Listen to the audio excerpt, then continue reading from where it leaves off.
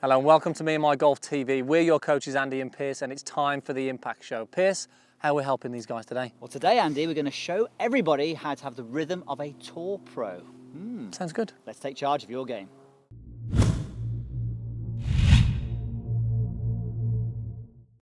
So if you want to have your questions answered here on the Impact Show, make sure you post your comments down below, and all you Golf WRXers out there, post yours down below as well, and we pick one for next week.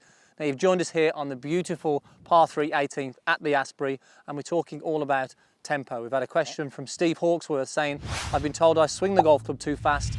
I look at the tour pros and they've all got this slow, rhythmical golf swing. How can you help me swing it a bit more like those? Well, if only that was easy. That was easy, yeah. So we're going to talk a little bit about this today, because rhythm, Piers, and tempo, it's a big one, but often people are maybe trying to slow their swing down, but really often it's the movement that they're doing with their body really is producing this fast tempo, or movement that they're not doing with their body, should I say, is producing this fast tempo. I think the thing that you need to look at when you see a top level player strike a golf ball, when they strike that golf ball, they're having more club head speed than the majority of people in the world. So they are hitting the ball fast, but it looks smooth and rhythmical because they very much control what we call a sequence. And as you say, amateur golfers do struggle with that. And I think what you guys tend to focus on in terms of when you're trying to fix your rhythm is you're trying to change the speed rather than to change the movement. If we change the movement, then the tempo is going to change. This is what we're really going to highlight today, Piers, isn't it? So let's talk about, if I pinch this off you a second here, let's talk about what the best players in the world do in terms of using their body to create this tempo. Okay, so let's get rid of those arms. Let's put those to the side there. So what we find the best players in the world are very good at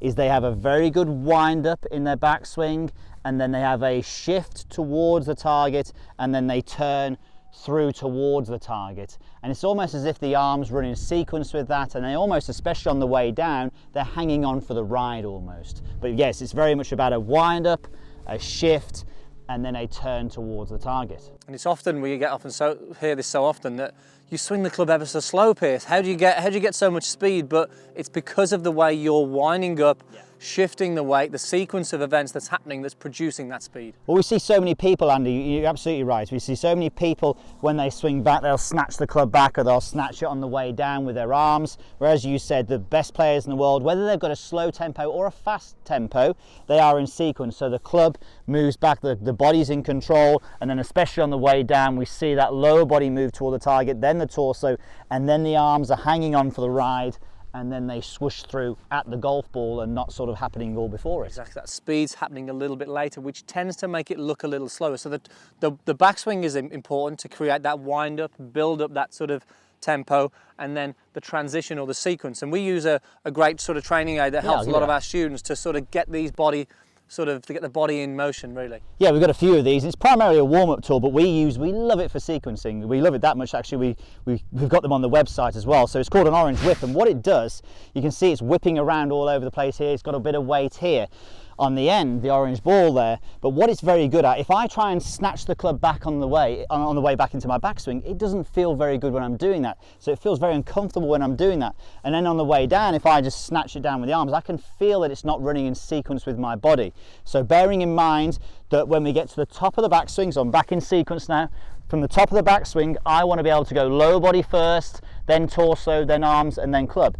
Now, the good thing with the orange whip, what it does, because it's heavy, it lags behind and it delays, and it gives me the feeling, and gives our students, more importantly, the feeling of what it's like to delay the arms on the way down, get the body sequencing, and then deliver the power with the club head down towards the golf ball. And it's, as we say, it's on for a ride. The arms are on for a ride because of the extra weight here. It's very difficult, as you mentioned there, to swing it fast, Piers, and just use your arm, because it just doesn't feel right. It really allows you to build a sequence. Do a couple of swings for me. Just very interesting as well. I think we've always videoed people. We've seen video with people and they've been hitting shots and they've been doing that. Suddenly you get one of these and they look like Henrik Stenson. Their whole body's sort of rotating through to the target, and it really does work really well. You know, we use it a lot for warming up, but it is really good for giving people this sort of... You see that sort of wind up in here. Piers is generating some speed here, but the tempo is very smooth because of the sort of weight, and he's engaging that body. So just do one more for me, Piers. Oh, sorry. Definitely feel that if there's a whoosh happening, a noise happening, it's happening here. Okay, right. So I think the key things here, we've got to understand that if you're somebody who's got a fast tempo, don't just try and fix the speed, fix the body motion. Let's see if you can create this good wind up on the way back and then sort of transition where you start with that lower body on the way down. All about delaying these, isn't it? Delaying these arms, let them hang on. Have a couple of practice swing, Piers. It's going to feel extra light to you, this is now. It does, yeah. And you'll notice as Piers does this now, the rhythm will be smooth, but there's going to be plenty of club head speed. But you'll just notice how he really engages the torso to wind up and then gets that lower body moving towards the target. All right, here we go. Feeling good. See if we can get it on the green here. Nice. And you can see Bit of wind perfectly off the balanced. left. Bringing it round. Nice shot. Ooh.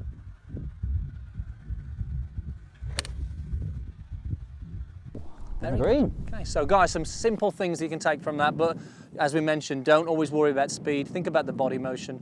It's definitely going to help your tempo. There we have it. We hope you enjoyed that. So Tour Pro tempo can be achieved. So what we need to do, post some questions down below. Also get involved by hitting the subscribe button to see more videos like this every single week. Yes, definitely. And for more information on the Orange Whip Trainer, make sure you head over to our website, meandmygolf.com. Click on the link in the corner, that'll take you straight to it. Thanks for watching, and we'll see you next time.